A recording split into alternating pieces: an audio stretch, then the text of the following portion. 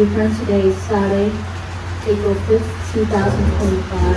We are at Hạnh Monastery in Panama City, Florida. They are Mindfulness retreat. Did you know there will be historic events going to happen on Friday, April 11, 2025 in New York City? Diana, you know? So New York City officially codenamed West 109th Street as Thich Thanh Way. Isn't that incredible? Feel goosebumps every time I say that. In New York City, the West 109th Street is between Broadway and Riverside Drive at the corner, and it's about 2 miles away from Empire State Building. So it's like in the center. In the early 1960s, Zen Master Thich Thanh, famous known Thai and Indonesian teacher, has studied and teaching and lived on 306 West 109th Street. He was studying and teaching on the Union Theological Seminary and Columbia University. So now the New York City honor his life by name was Thich Thanh. Just love that to me. So for those who know Thich Thanh, he's a spiritual leader, a global spiritual leader, a poet, a writer, who's activist, father of mindfulness, and established and founder of the Plant Village tradition and engaged Buddhism.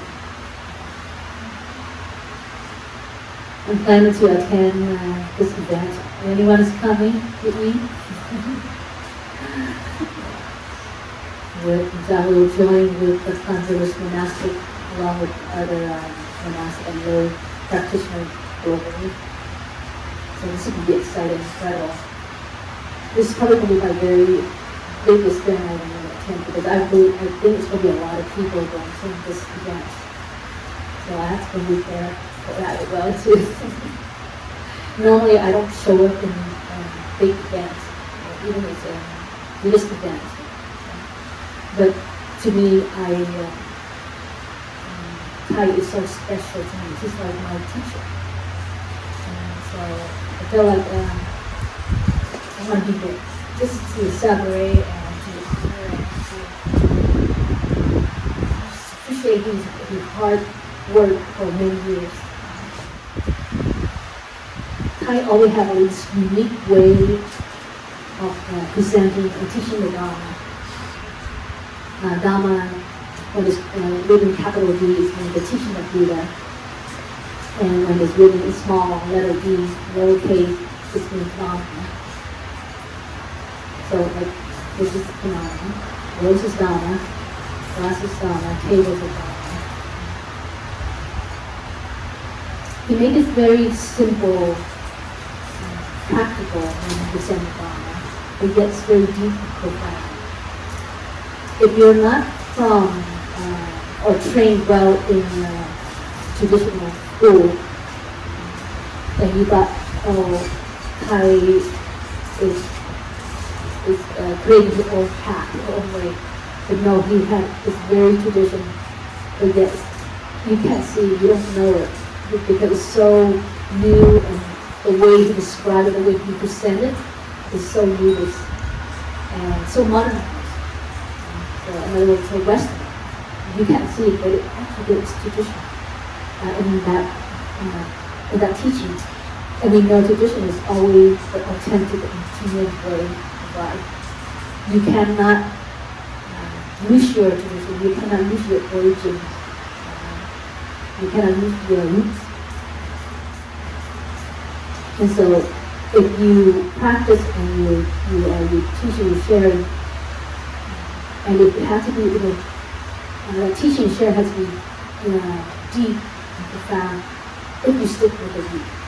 And you might use the word differently, you might present it differently, but the root and tradition has to be right in that teaching, that forward. Enable others to see that teaching in deep level. And Thai had that skillful meaning to do it. And he's writing in his poem. He doesn't follow a structure, he structure when he writes poetry. It's a free writer. He's a free writer, and yet it's better than other actual writer who's following the structure. Sometimes it's kind of hard, or when you learn how to write in the structure and suddenly now you free out, it can be very hard. But for him, he freed himself out of that structure and out of that traditional school to bring out a new way of presenting Dharma, so that other people feel very connected, especially the Westerners, they're connected to the practice. And he did it. He did it well, and he accomplished it. And today that we are his student, we still carry that practice, especially the mindfulness practice that he really shared in all his retreats.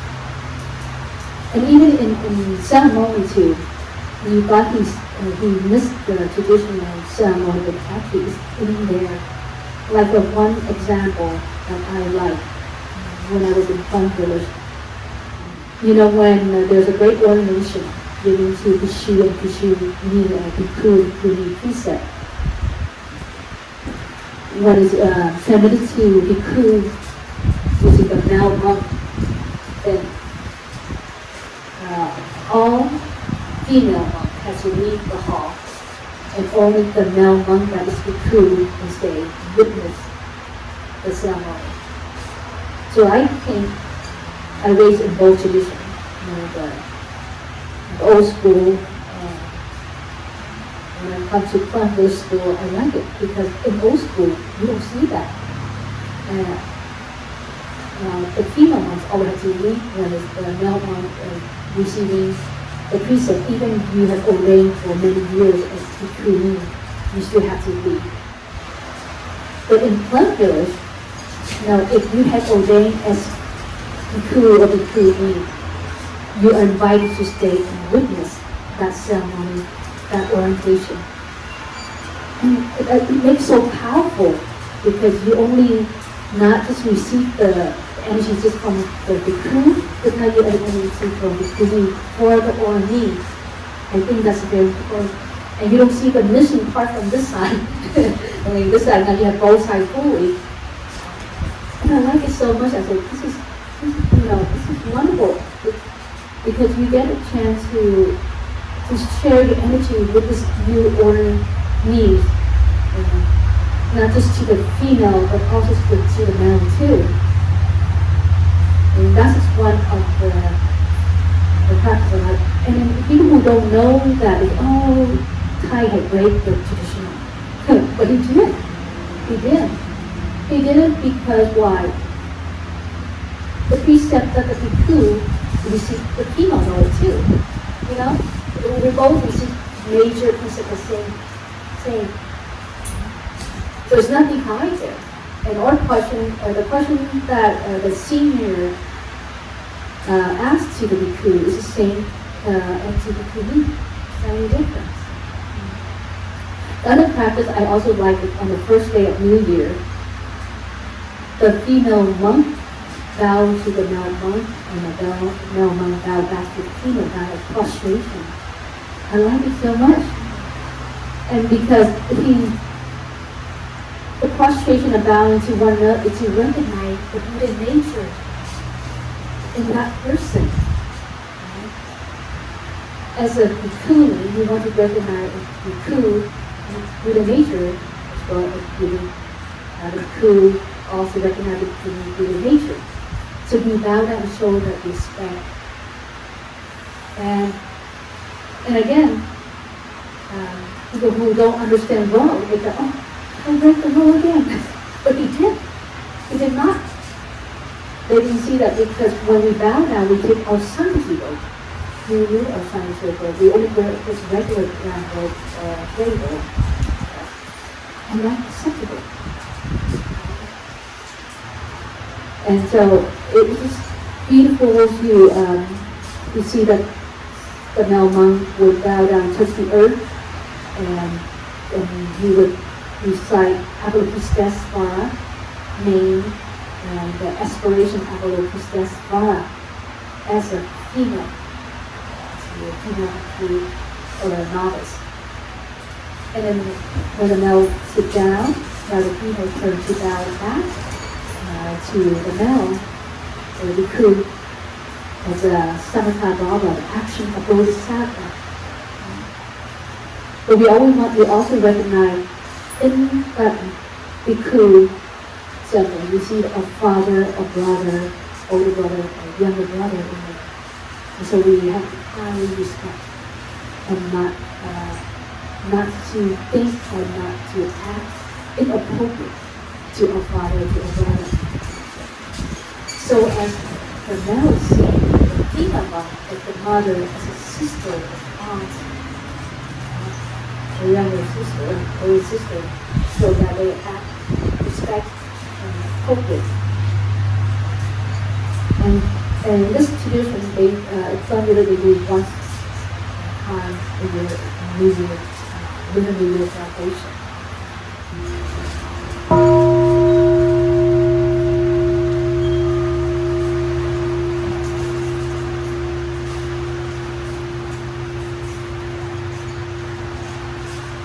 You know, two days ago, this young man came to this monastery, and I was painting this bell inviter for the great bell, and he walked up to me, and he asked me, how do I get started to practice meditation? I said, well, you can begin by coming on Sunday from 9 to 11 a.m. Every Sunday we have a meditation of this Venerable Dharma teacher to guide you. And the program includes sitting meditation for 30 minutes, chanting meditation bilingual English and Vietnamese. Then follow about 45 minutes of Dharma talk and 30 minutes of Dharma discussion. So it's about 2 hours, 15 minutes, and follow with a mindfulness. And then he said, oh, that's great, I didn't know we have that program here. And, well, I'm ready to give up myself, that's what he said. I said, you don't have to give up yourself. You just need to practice transformation and healing. And he was surprised, how do I do that? Meditation. Because when you practice meditation, you practice listening to your body, to your mind. And when you understand and know how to listen to your body and your mind, you make yourself out.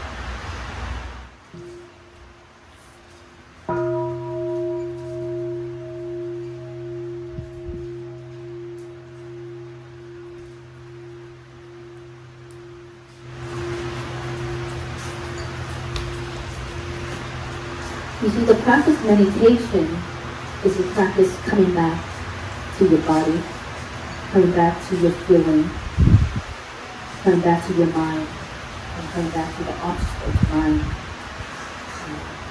by knowing how to listen. So you dwell into this four establishment, this four establishment of mindfulness, and you focus on your breathing. And you listen. So if you know how to listen to your body and mind, suffering will not be a problem for you. Pain will not be a problem for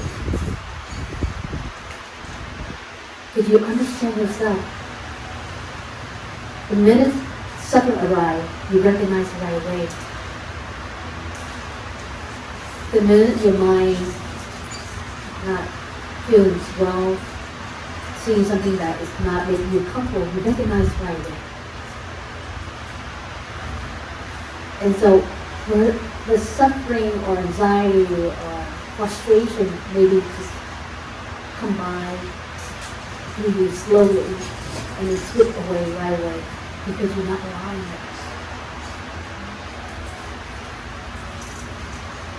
And when you know how to practice listening to your body and mind, that's where you know compassion. That's a true compassion. If you don't know how to listen to your body and mind, you don't have compassion. Or maybe there is compassion, but it's not rise yet. It's not manifest yet. It's just a seed, waiting for you to water it so it can sprout and grow. And the way to grow and to sprout is by practicing meditation, looking deeply inside you. Everything has to start from inside first, in order for you to recognize what's outside. And meditation comes in 4 postures: standing, walking, sitting, and lying down. And I'd like to take this moment to share the practice for this posture of how you can practice each day, so that you can understand yourself better, make the best of yourself, and feel comfortable with yourself, and not be influenced and affected by others, or by circumstance, by situation, by environment.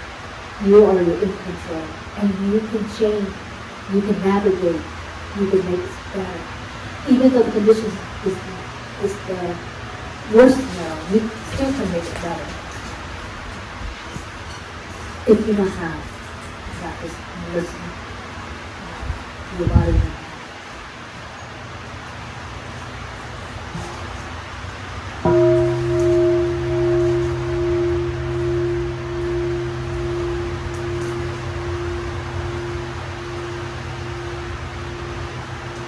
The first posture that I like to introduce is called standing meditation. Have you ever tried standing meditation before? If you have not, I recommend you to try it. It's quite challenging. To me, standing meditation is most difficult practice meditation comparing to the other beliefs. Because imagine you close your eyes. And when you practice meditation and you stand in this posture, imagine that you close your eyes. What does it feel like? It's exactly. You feel like you lose balance. You feel like you want to fall down. You feel insecurity, right? And that's because you lose the visual feedback. You cannot see your spatial orientation of the word is weakened. And so you feel like your body is moving because you can't define the space where you're going. But it's very helpful if you do the practice, because now that you know how important the mindful breathing is, how important to stay with the breathing. For those who are senior, I recommend you hold the stick when you do this practice for the first time. And you just close your eyes gently and breathe. And you know the focusing on the breathing is so important, because the minute you lose your breath, you lose your breathing, you feel like you want to fall down. You lose your balance. So you close your eye and you just breathe. And you breathe out. And you can imagine yourself where you're standing. And allow, even your eye is closed, allow your 6 senses contact with around you. And it's important that you feel joy in that and not worry, because if you don't, then immediately you want to open your eye. Don't give up. Just believe and trust in your mindful breathing, and just stand there and breathe. and release off. So if you have a hard time, concentrate on your mindful breathing. Steady meditation is the way to do it. Try it. Maybe you start 5 minutes first, and then you increase another 5 minutes and see how far you can get. And this is also, I realized after practicing years of standing meditation, I realized I became slowly overcome my fear. I have a certain fear, like fear of height, and even though I'm still, but I noticed I hold on to my breath and focus on my breathing and stay in mindfulness, and nothing goes wrong. And I have proved that multiple times I see how important the mindful breathing. Just like recently, I had to climb very high to paint the bell stand. Oh, it was shaking. You know, the wind is always in that area. And you can imagine you climbing on what 10 feet ladder, and you're like. And so of course, I have to watch myself when I'm standing and know that if I'm secure before I move across. But the whole time I was breathing, and that, and that's helped. And I think I was able to do that because I've been practicing standing meditation. And of course, I asked Avalokitesvara to be witness and protect me at this moment, very moment. And she did. So if you have any fear that you encounter in your life, you might want to try standing meditation practice. You need to recognize that some of your practice meditation but focus on your breathing. Stay with your mindful breathing, no matter what. Whatever thoughts that arise, wherever your feeling arise, whatever you're in contact with, you just let it go. Not to have to regret or disappoint or frustrate. Just feel free and feel light and stay with the breathing. That's the practice of just looking deeper with yourself. Meditation is just like that. And the result, you feel calm, you feel peace, and you relax. But the rule is you have to be mindful. You have to stick with your mindful breathing, no matter what. You and the breath is like one. In other words, the breath is your master. You cannot leave your master. Because if you leave your master, you fall. Just think like that. And then so, if you do the standing meditation, it's the same. Our mind had a tendency to jump one thought to another, much like a monkey mind we describe. It's like, you see the monkey stay still? Never. Unless you tie them to their 2 hands and legs. But otherwise, they always swing from one tree to another. And so when you first practice, you see yourself a monkey. But if you stick with your mindful breathing, you know that you're no longer a monkey because you drop the EYs and now you're sitting still. So being a monk, you don't need to shake your hair. As long as you sit still, you're a monk. Because sitting still, like most of you are doing right now, you are portraying the monk nature in you. But if you feel restless, unsettled, then you know the monkey in you is trying to escape from the cave.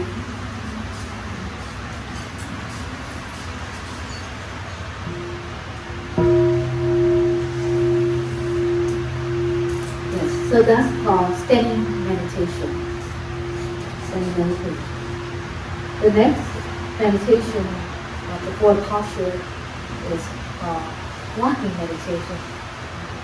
Most Dharma practitioner or meditative love the technique of walking meditation. I think it's also invented by Thai as well too, because in tradition we have slow walking meditation, slow. And today, if Daniel thinks this is slow walking meditation, it's not slow at all. compared to slow meditation. In tradition, you can imagine we have to go forward, go straight, then down, and touch the floor or the ground.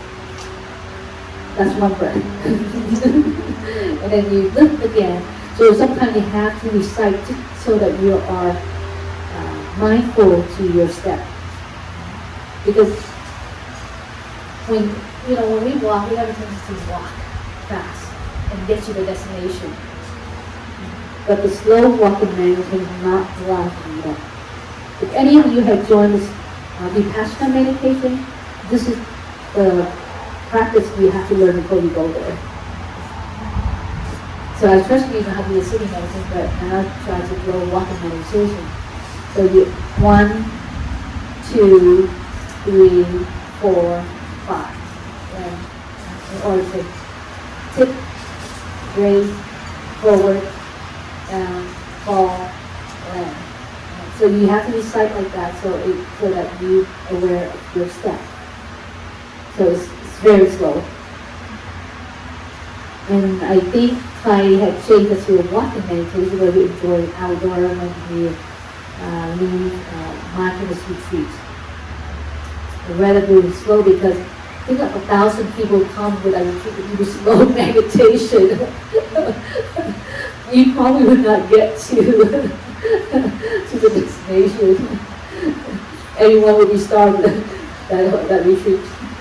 So we have a walking meditation. So you walk in normal pace, but yet you're aware of your step. You enjoy every step you make. You feel alive, like Moses described.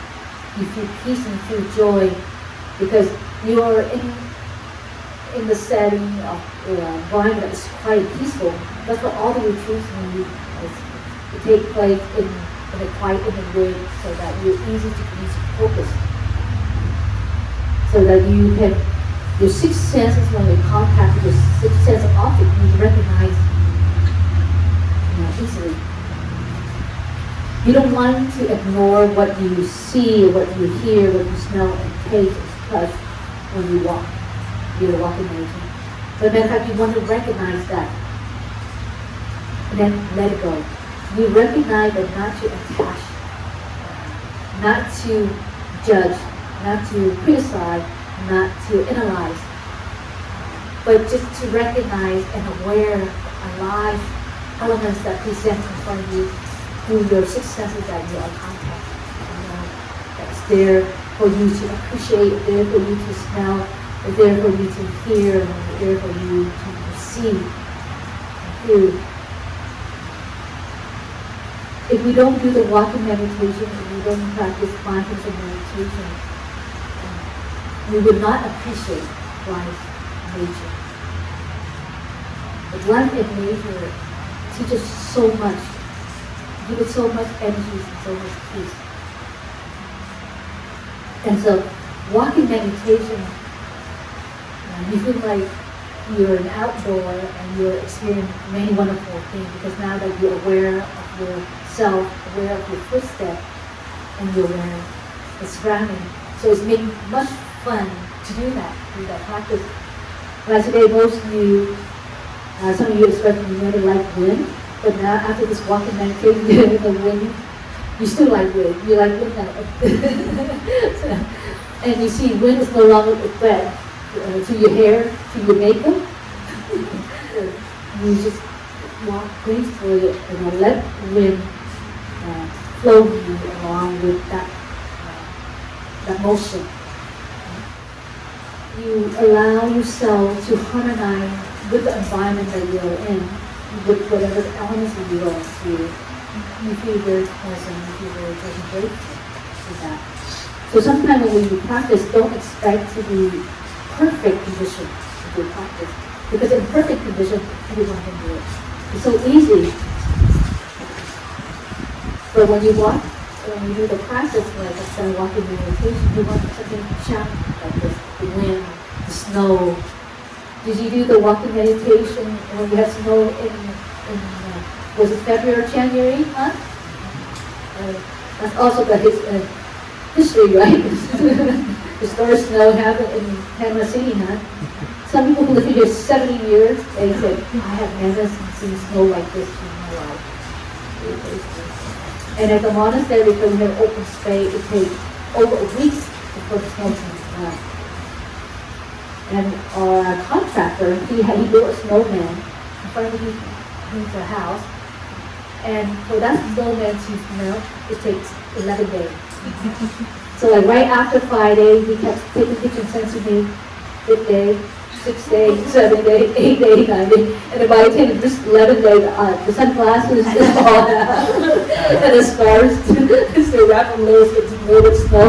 He said, my snowman now finally in Thailand.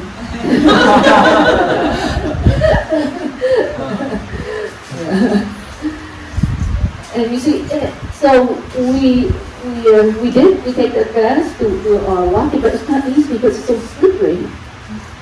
And so now the walking meditation is not the practice now it's slow walking meditation. And so we enjoy it very much. Although I never want to invite the snow to come back here. But if it happens, I'll be happy to go out and do the slow walking meditation again. So I know only regret I didn't have a chance to do is walk on the beach.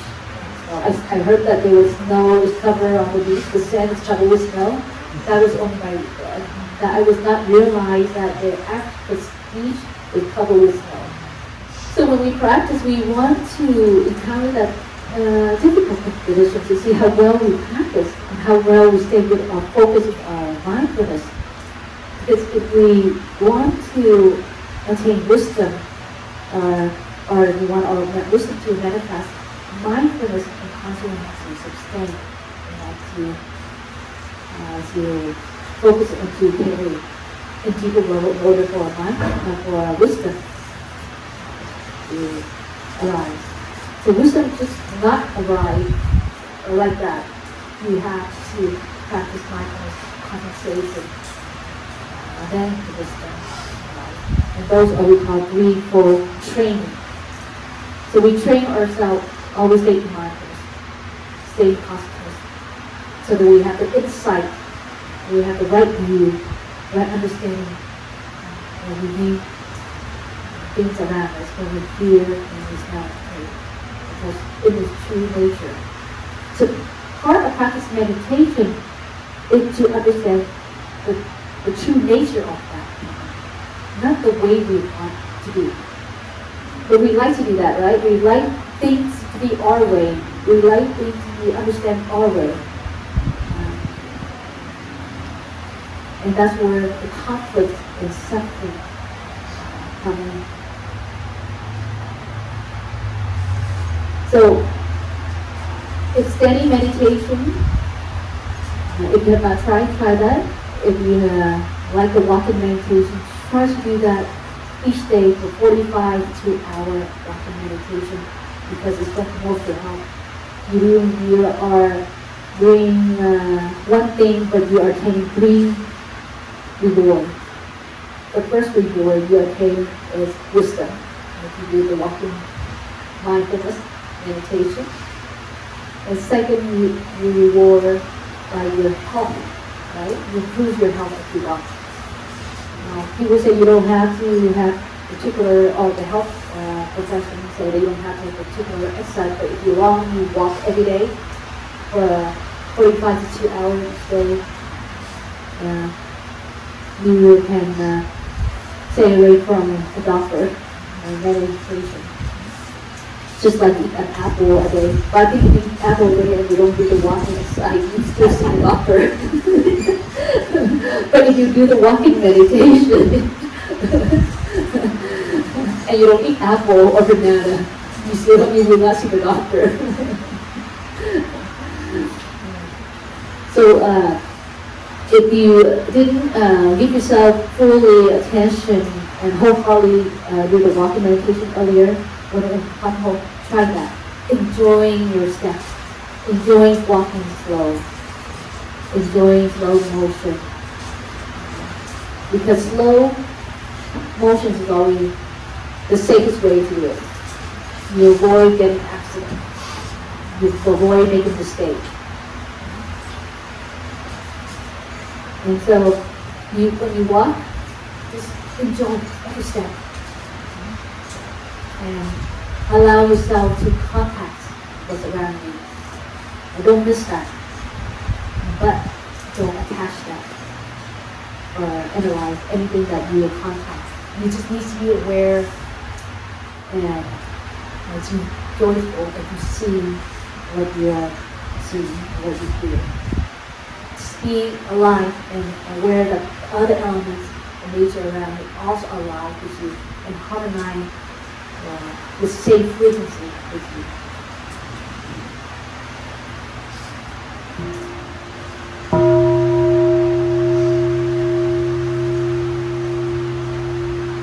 At the monastery, we are very grateful to have the lovely walking meditation path. And so, not to practice walking meditation is almost impossible.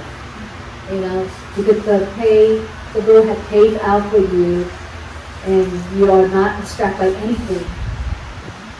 There's no stop sign, there's no red light. You just walk and enjoy every step. And now that we have the light, we have solar light around the walking meditation, so we not only walk in the morning, but we walk at night too. So each day I walk at least 4 to 6 laps, and we just enjoy the walking. Before we have a solar light, we have to use a flashlight, and that can be annoying because you're afraid that you step on the snake, or maybe you and you don't feel free because you're holding something and you realize on that object. Now that you don't have to realize it, you just walk freely. And even when you see a wildlife cross the road, you saw it and you pause, and he's also paused to look at you, and you look at him too. Like last month I saw a beaver crossing the road. I'm like maybe 100 feet away from him, and I say hello. When I say hello, it's like you stare back. I said, what do you want? When I say hello, I just move faster so I have to get near you. But it looked like he enjoyed looking back, and he said, and so I said, okay, well, now I know that he's not afraid of me, so I just let him go first, cross the road, get into it. So he tried to cross to the pond, where he is. And so I okay. And then you see deer too, right? And so now the deer's not even scared yet at all. So then now you take this moment and say, okay, you can be around the monastery, but don't eat the roses, okay? And you look at you, what? The rose is so delicious, this is my favorite food. I met them, and on a walking path, I talked to them, and listen.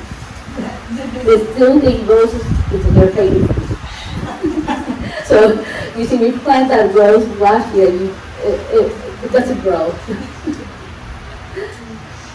So, maybe I would try to protect you by begging next time instead of talking down. But that's nature, right? And this is part of their land. So, and if we plant the roses, that means we have compassion for them to eat the roses. So when you practice meditation, you see, you don't take things so serious. You understand, you're aware, even though there is suffering arise, there is difference arise, but yet you recognize that and you're aware and you let it go. That's the practice.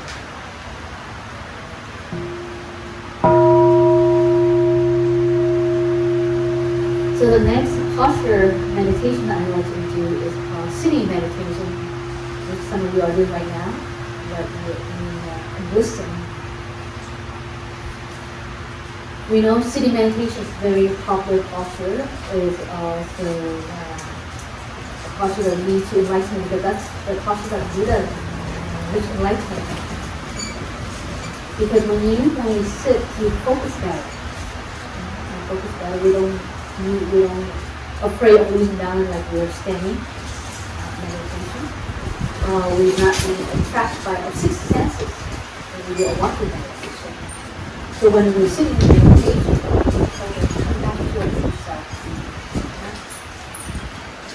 But we still need other practice to support our sitting meditation. We still need the practice of walking meditation, standing meditation, eating meditation, other mindfulness practice that we do in our daily life basis. Through our action, we need that practice in order to support a sitting meditation, because sitting meditation can be very intimate, it can be very hard, it can be very difficult to some of us.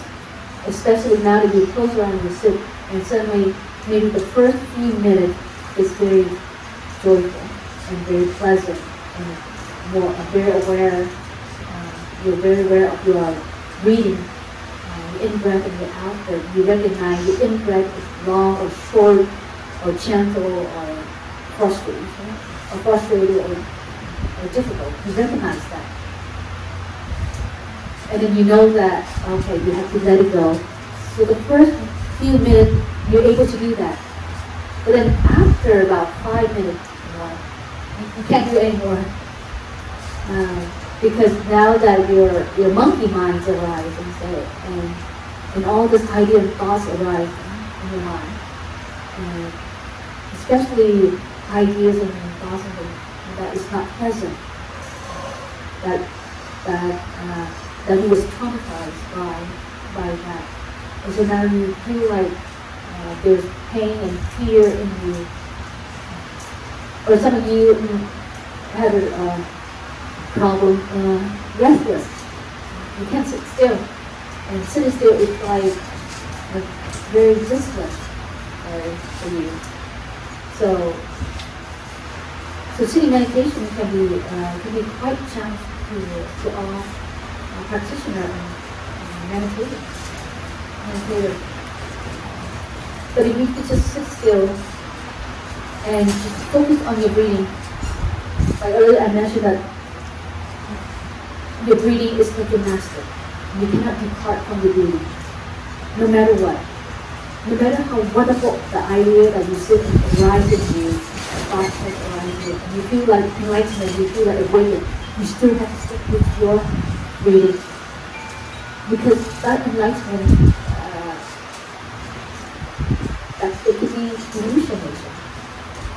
Sometimes you fall asleep and you thought you are aware of your breathing, and you feel enlightenment. You don't know. So you always to stick with your breathing. And when you are depart from your mindful breathing, then you know you are not practicing meditation.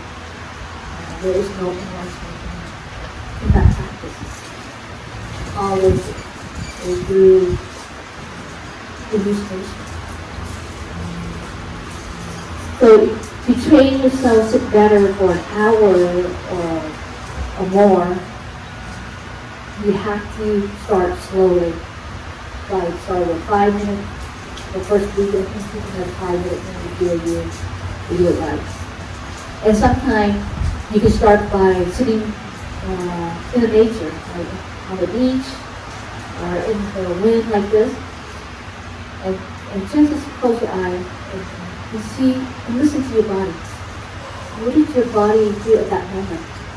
How do you feel your body? Do you understand your body? Is there any pain in your body? What can we do to make this body better, stronger, healthier?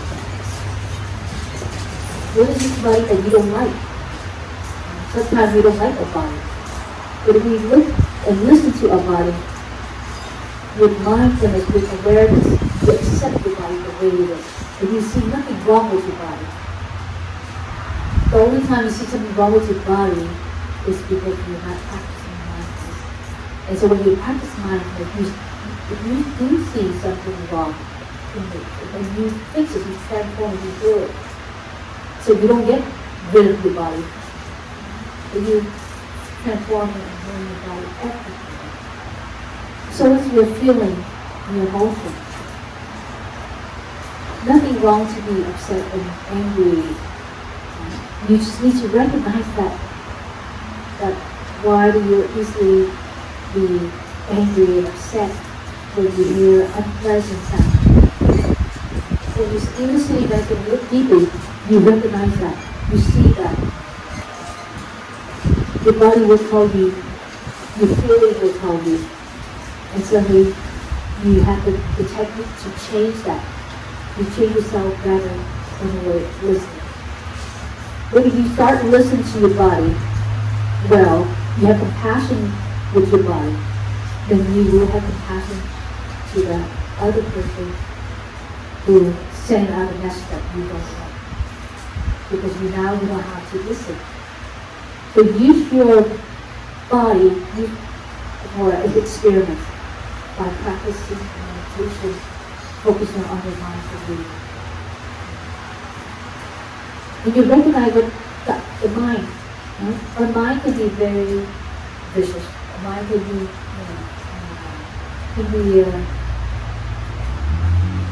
can fool us sometimes without us being aware. It can outsmart us if we're not aware of our mind. Sometimes we say, oh, I'm diligent, I'm smart, I have compassion, loving kindness. Sometimes we give our credit like that. But other times we also don't give the credit ourselves. We're so hard on ourselves. We say, we don't have enough compassion, we're not diligent enough, we're not work hard enough. But all that, if we follow any of that stream, must mean we don't truly have compassion for ourselves. When we practice meditation, we will align ourselves right in the middle. And that's called the path. Middle is always the path to enlightenment. When you change yourself, stick with the middle. Don't stick with any side, any extreme side.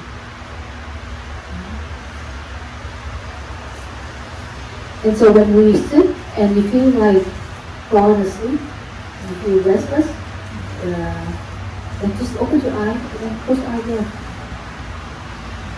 If you decide yourself, you sit for 5 minutes, stick with that 5 minutes.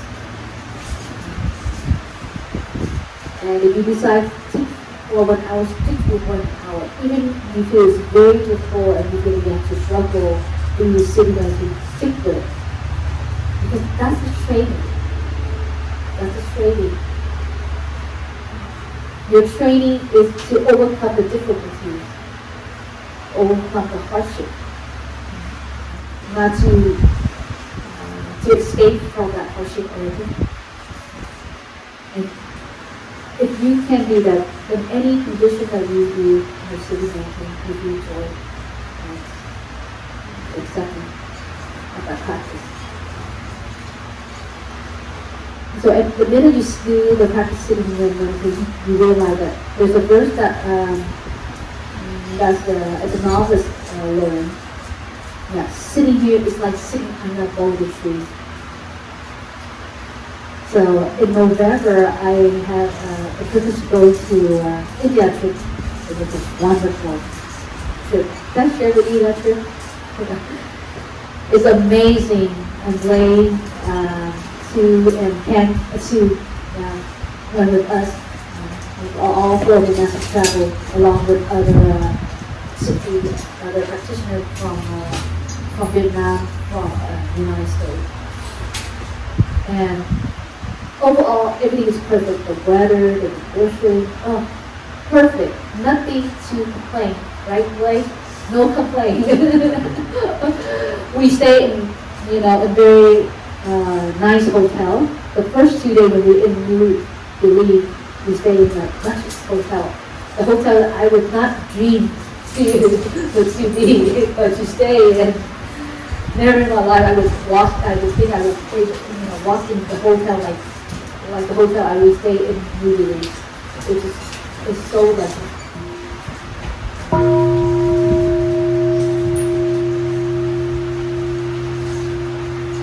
So the first thing we say in this hotel is serve over 100 dishes. And that's very hard to select.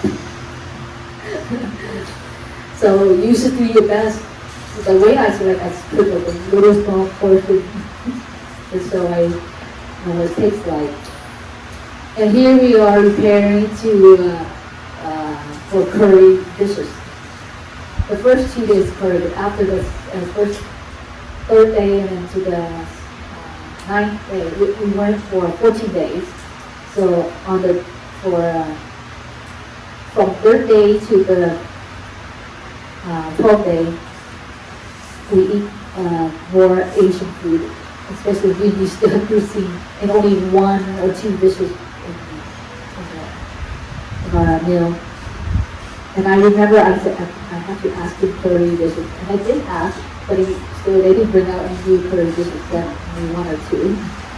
I think we requested that the tour guide requested that to serve like we have steamed vegetables, rice, and soup, and tofu. But the country is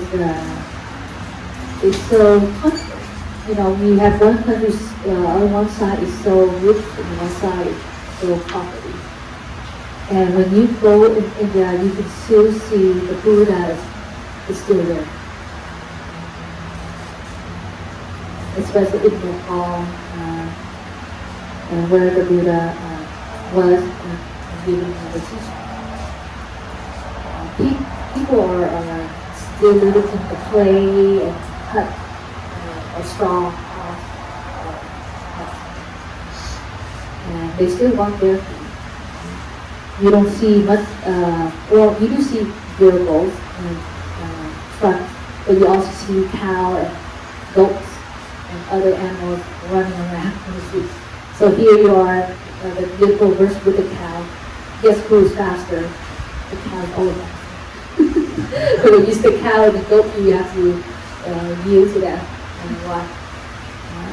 And some cows can be very smart when they saw us come, they moved aside and let us go first.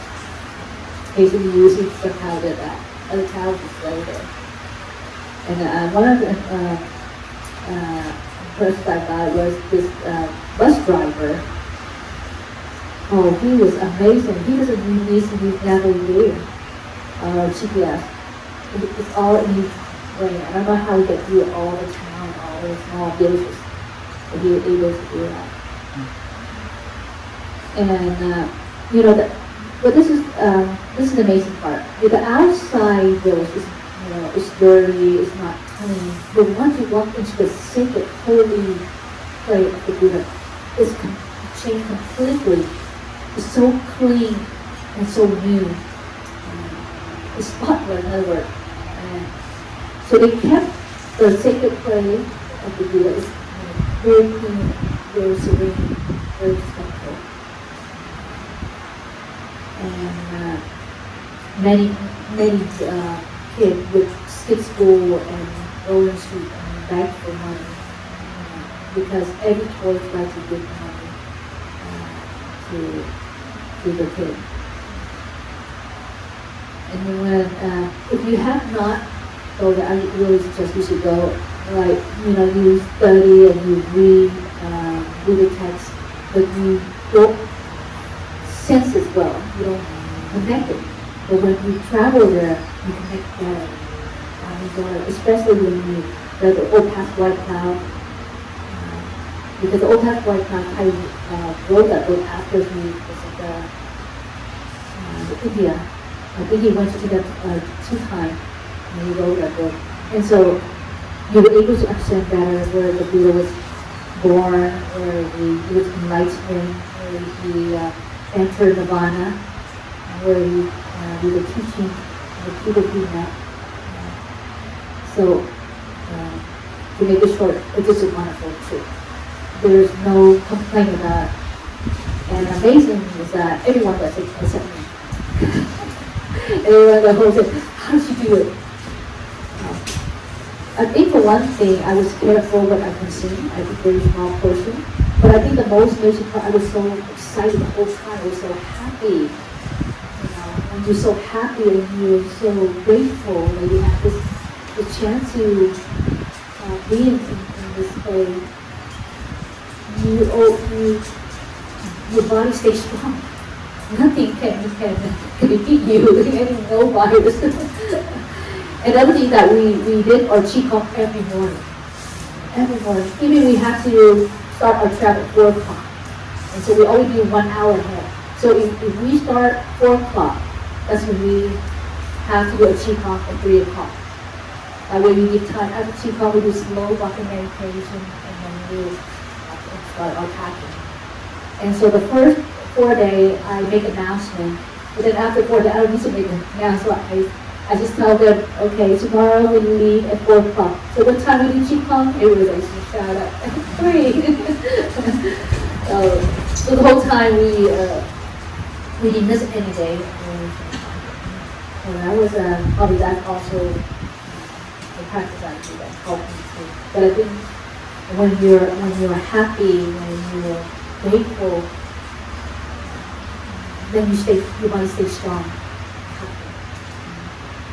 So if any of you here who want to live a long, healthy life, stay happy, stay joyful, stay peaceful. And for sure, no virus, no bacteria can kill you, can take over your body. If it did, it's maybe for a day or less. So just stay happy, stay peaceful. That's the way to keep your body healthy. And I think that's probably the number one remedy. And the final posture is lying down meditation. We call it deep relaxation, which Whitney had guided you earlier before we had the Dharma talk. Or body scan, in other words, body scan. So in conventional world, we have medical scanner. We have all different kinds of scans: CT scan, CAT scan, MRI scan. So many scans you have to scan your body to detect what is going wrong in your body, in your tissue, in your organs. But the body scan is used mindfulness scan. If we do it every day, you would not allow the MRI or CAT scan to do it on your body. You need to. If you have the practice of mindfulness, body scan, if you do it every day before you go to sleep, you will sleep well and you will sleep deep well. So my practice every day before I go to sleep, I always do the body scan. I start with my toes. And you know that Whitney has started that with the toes, and you look all the way up to your head. But most time I feel like when I get to my tummy or to my chest, I fall asleep early. Which is okay, and that's the purpose. You want to recognize. And so the idea being the body scan is to be grateful to your body. And to use your mindfulness to scan your body to detect if there's anything wrong with your body, if there's any sickness and illness, if there's any pain, the stiffness that you are affected at this moment. And most importantly, you are grateful to this body that's given to you. Even you're tall or short or attractive or not attractive, that's not important. It's important that you are healthy, you're happy that this body, that you have this body, to be able to walk, to be able to practice, to be able to move around, and to be able to do many things that you always want to and have the chance to do. And so I suggest, recommend to you, if you have not tried, you should do that before you go to sleep. Of course, there's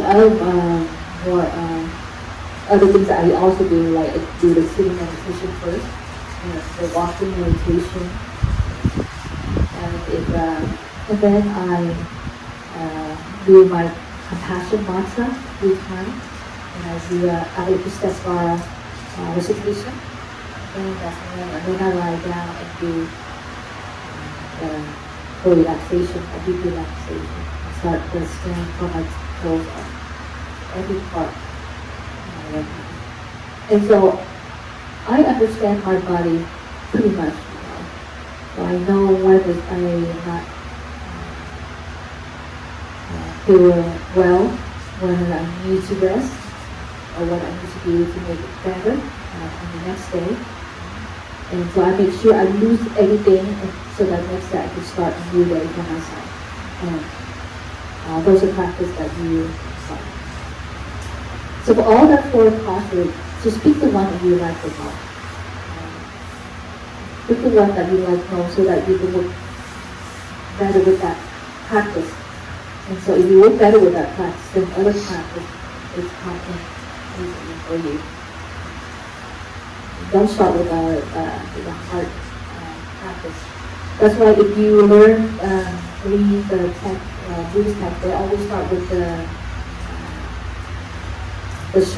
easiest practice first, then go deep with like mindfulness and then concentration and then wisdom.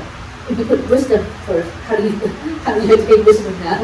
You go sit there and struggle, and you sit hour and hour, and you say, how come my wisdom not manifest here? What's going on?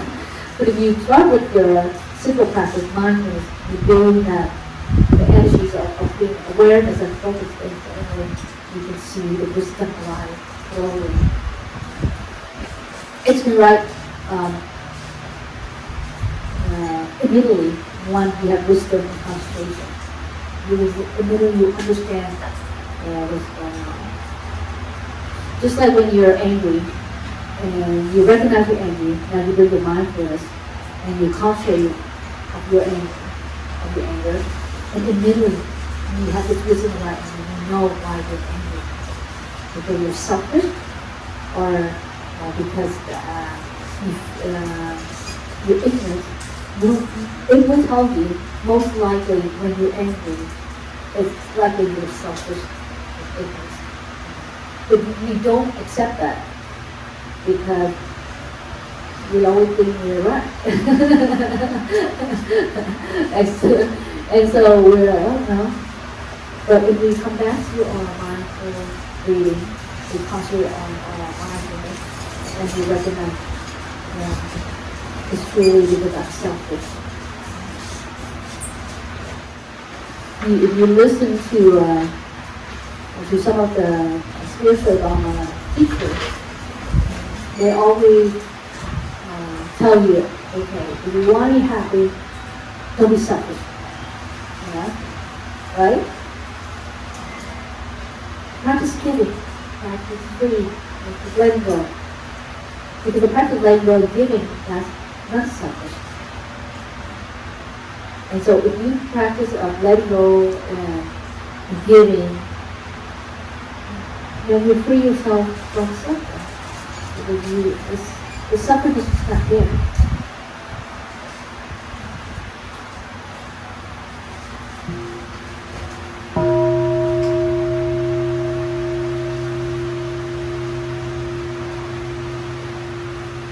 So, to summarize my sharing, practice meditation is a practice of listening to your body, of your feeling, of your mind, and of your mind. When we know how to listen to our body and feeling, our mind, and of our mind, that's when there's compassion. That's when we have joy, loving kindness, and discrimination. Earlier, when we were eating, and Naya asked me, "Did you ever experience discrimination by anyone?" I said, "Not really. I might, but I'm not aware of that." This is because I never let it get me. Like, for example, recently we were walking in this elevator, and these two ladies and one man, they live in a very tall compared to both of us. And they were smiling at us, looking down. And said, "So what is it like looking at tall people?" Looking up, it's like looking up.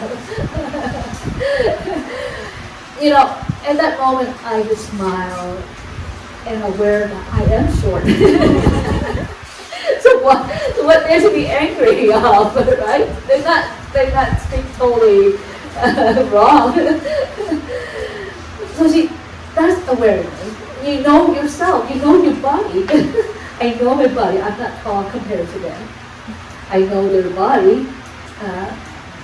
They're tall, and I know that because they don't practice Dharma, that's why they speak wrong language. So we smile. So and we were walking on the beach. Later, we were walking on the beach. We saw them again. They smile, but this time they smile with uncomfortably because we didn't show any, sign of mad or sad for their comment. So that's understanding the body. When you understand yourself and you know yourself better, then there's nothing. Even that word can be very hard, but if you look deeply, they're not wrong. They're not wrong. It's just that they don't use the right word to you. And you can't criticize them because you practice, Dharma. So therefore, you have the loving language to speak and to share. And because they don't practice Dharma, meditation, so don't have the right language. Maybe that's the language they speak daily. So there is no reason to be upset. So I might encounter many discrimination in my life, but I was not aware, or I did not let it get to me. I'm not affected by it. So I always feel lucky and fortunate that I have the Dharma in my body, in my feeling, in my mind, and the object of mind I'm looking at, not let it be affected. And if we practice like that, or if we all practice that like that, we make our lives very simple. And even like you live with your spouse and your partner can be very difficult, and can be very critical, and you're always complain of your cooking, always complain of your way you dress up, always complain about your hairstyle, whatever. And don't think that is nothing wrong about that. Just ask him or ask her, so how would you like me to fix myself? And listen to see what he or she has to say. And then you find a middle way to compromise that. Talk it out. If you live by yourself like I am in front of you, you have no problem. But yet you have problems. You have to face with yourself every day. Going through meditation sometimes. Sometimes there's a loneliness. Sometimes there's anxiety. Sometimes you feel like you want to do more, but your body is not allowing you. So you face that as well. So we always have some kind of challenges in our life, and those are good. But if we know how to listen to our body, if we recognize and we fix right there, and we don't have to be upset or feel suffering about that.